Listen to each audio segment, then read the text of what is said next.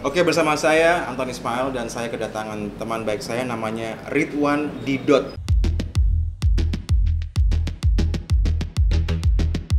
Oke, halo teman-teman. Perkenalkan, nama saya Ridwan Didot. Saya seorang fotografer, fokusnya di wedding fotografi. Vendor saya bernama Native Visual, base di Kota Padang, Sumatera Barat. Base-nya di... Oh, base-nya di Padang ya? Oke. Sebenarnya berawal dari ketertarikan saya di dunia fotografi dokumenter ya, dan kebetulan saya merasa relate dengan wedding fotografi nih. Jadi apakah itu yang bisa menghidupi di daerah fotografer wedding? Karena teman-teman gua di daerah mereka semuanya usahanya wedding kebanyakan. harusnya bisa. Ya, Bisa. karena lo melihat kansi itu di daerah-daerah ini, dan ya lo tadi bilang ketertarikan lo di fotografi dokumenter dan akhirnya lo masuk ke wedding berarti sebagai bisnisnya. Bagi bisnis. Karena fotografi dokumenter tidak bisa menghidupi lo, benar apa? Enggak, lebih karena sepertinya aku bukan tipe yang bisa nggak punya kemampuan lebih untuk menggali proyek dokumenter gitu. Dan lahan bisnis yang di kotaku yang mungkin lumayan bersinggungan antara fotografi dokumenter dan sisi komersilnya itu fotografi wedding. Oke. Jadi pendekatannya harusnya bisa selaras ya, bisa dipakai.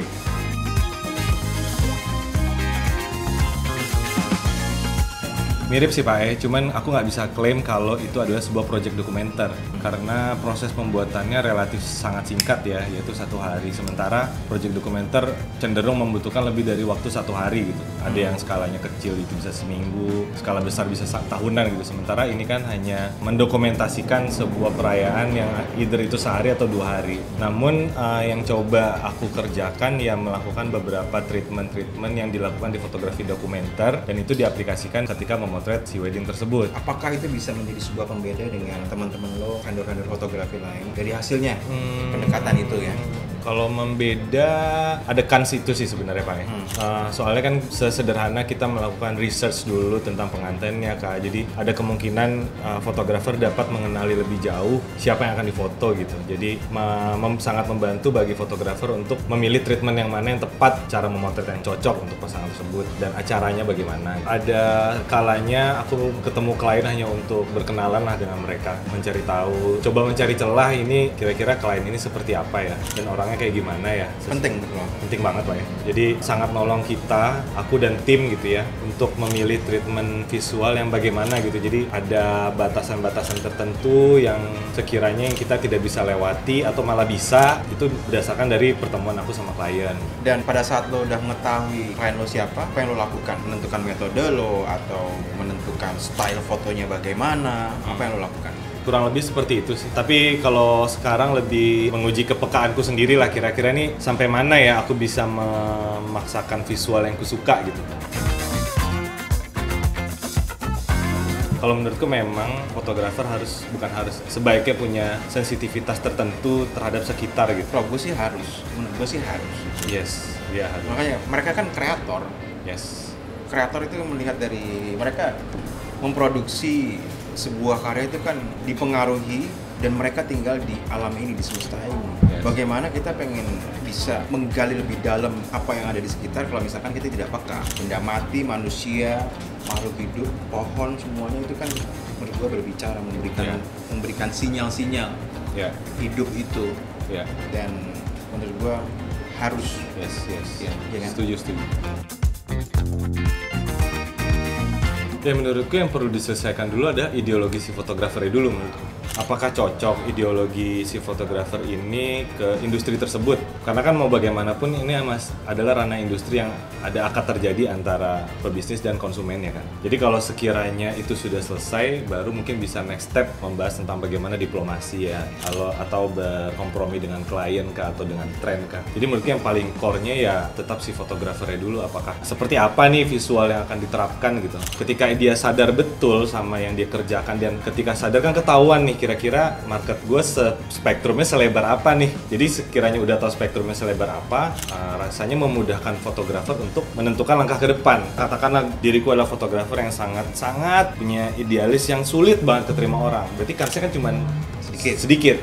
at least diriku paham kalau kansku hanya segini. Mungkin di kota ini kah atau di kota mana kah yang besar. Jadi kelihatan kan petanya kita mau kemana abis itu gitu.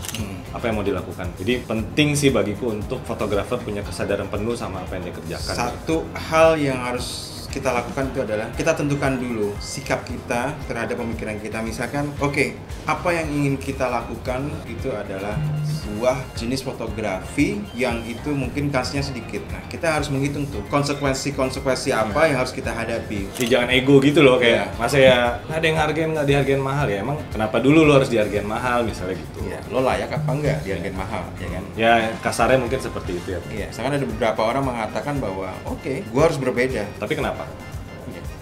Makanya kan, gue nanya, apa itu cukup berbeda? Cukup, Pak. Menurut lo gimana? Untuk membuat biar kita bisa laku adalah kita harus berbeda. Oke.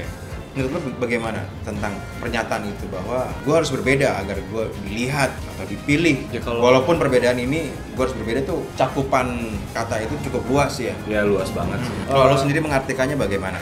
Mungkin ya di ilmu ekonomi memang ada perlu diferensiasi ya Pak ya. Cuman kalau itu membuatmu lari dari fungsi dari fotografinya tersebut, itu buat apa jadinya gitu? Kalau aku ya pengennya fotoku tuh berfungsi dan terpakai. Jadi kalau misalnya kalau udah jauh banget bedanya dan pada akhir nggak berfungsi, sama aja bohong kali ya. Harusnya itu fotografi yang lo hasilkan itu harus praktikal, bisa berfungsi, bisa teraplikasikan ya. Dan kalau bisa berumur lama gitu ya. Berumur lama, bukan hanya sekedar berbeda, tapi kayak bagaimana itu bisa punya rentang nafas yang panjang. Ini menarik. Bagaimana agar kita mempunyai sebuah rentang nafas atau berumur panjang. Dari sendiri plan lo gimana? Kalau umur kan berarti harus ada proof ya. Apakah foto gue berumur panjang? Jadi yang pernah gue lakukan kala itu tuh, gue coba membuka album-album lama orang tua dulu gitu dan coba menganalisa bodoh aja lah bagaimana bentuk visualnya lah. Dan ternyata terbukti kok gue masih tahu dan orang tua gue masih tahu kalau itu di sini. Bentuk mama tuh dulu rambutnya segini. Oh gue dulu nggak sekurus itu ya. Oh kakek gue dulu ternyata lumayan gendut ya. Atau nenek gue berisi badannya. Itu udah menjadi bukti kalau foto ini berfungsi. Contoh bentuk fisik,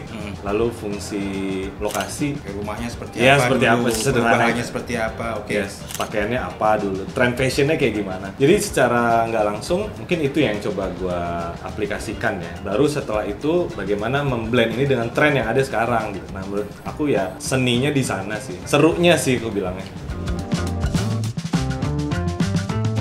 Apa yang gue kerjakan tuh kalau bisa tetap gak merubah perspektif orang lain melihat si yang gue foto gitu. Nggak bakal bisa, setiap orang perspektifnya lain-lain. Maksudnya setidaknya nggak jauh banget gitu. Oke. Walaupun akan berbeda, cuman at least ada rentang yang gue jaga lah. Lalu entah kenapa gue tuh suka foto yang biasa aja sih sekarang, yang lebih tenang, yang lebih apa ya, lebih genuine kayaknya. Genuine itu kata-kata yang tepat kayak genuine.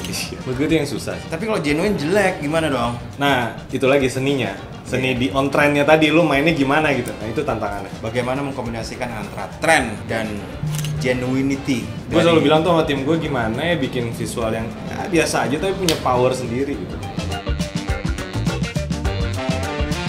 Gue berpikir bahwa literasi itu sangat penting ya, membedah sebuah keadaan permasalahan, bukan permasalahan wedding permasalahannya apa, bukan, tapi menggali lebih dalam lagi tentang subjek lo yang mau lo foto, menggali lebih dalam, mendiskusikan itu bersama mempelai, bersama tim lo, dari sudut pandang mana mau diangkat. Menurut gue sih penting banget. Yes. Secara psikologi bagaimana, cara keadaan mempelainya bagaimana, keluarga besarnya bagaimana, kebiasaan mereka seperti apa.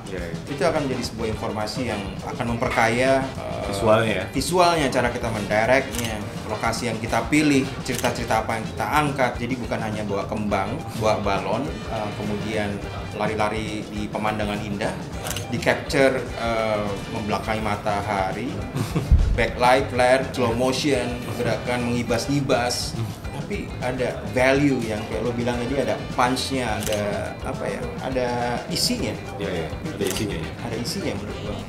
Karena ini menurutku proyek kerjasama ya sebenarnya, bukan hanya fotografernya yang kerja gitu. Nah. Jadi kerjasama antara fotografer dan yang difotonya juga gitu. Yes, I believe that. Ada apalagi zaman sekarang ya. Jadi Native itu kan sudah 5 tahun yang lalu berdiri gitu. Oke, 5 Dan tahun. lumayan beda, itu udah banyak sekali perubahan zamannya. Nah kalau di sekarang itu mungkin banget teman-teman fotografer sesederhana mungkin mengerjakan konten atau kebutuhan foto untuk UKM-UKM di kota tersebut ya. Kalau dulu mungkin kesadarannya belum kayak gitu Pak Jadi para pelaku UKM tuh masih mencoba mandiri gitu. Cuman karena mungkin demand media sosial yang mulai bertambah, ada kebutuhan yang mempekerjakan lebih profesional untuk kebutuhan update sosial media atau semua platform sosial media, Instagram, TikTok, yang lain-lain yang ada beredar di sekarang gitu. Kritisi untuk teman-teman fotografer wedding.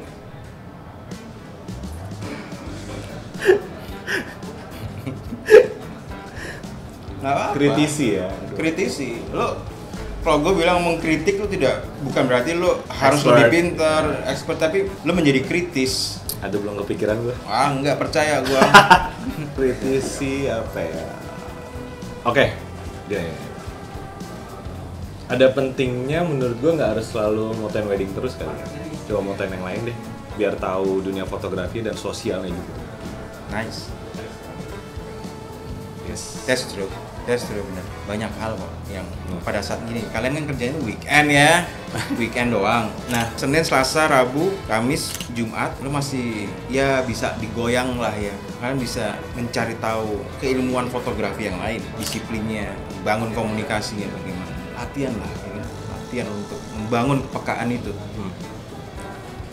That's good. Karena banyak yang udah wedding aja udah kayak gitu. Coba temukan cara pandang yang berbeda. Walaupun lo nggak suka, coba rasain aja gimana rasanya. Oh ternyata kayak gini, ternyata kayak gitu, ternyata kayak gini. Jadi orang yang lebih luas, jadilah orang yang lebih peka. Oke, kata-kata terakhir untuk video ini apa? Jaga kesehatan terus buat teman-teman karena memang kerjaannya memang forsir banget ya untuk di fotografi wedding, apalagi yang teman-teman udah sangat sibuk. Semoga sehat terus bisa bekerja terus, lalu karyanya bertahan lama. Amin. Amin. Oke. Bye, terima kasih teman-teman, bersama saya Anthony Ismail dan Ridwan Didot dari Padang. Bye. Dah.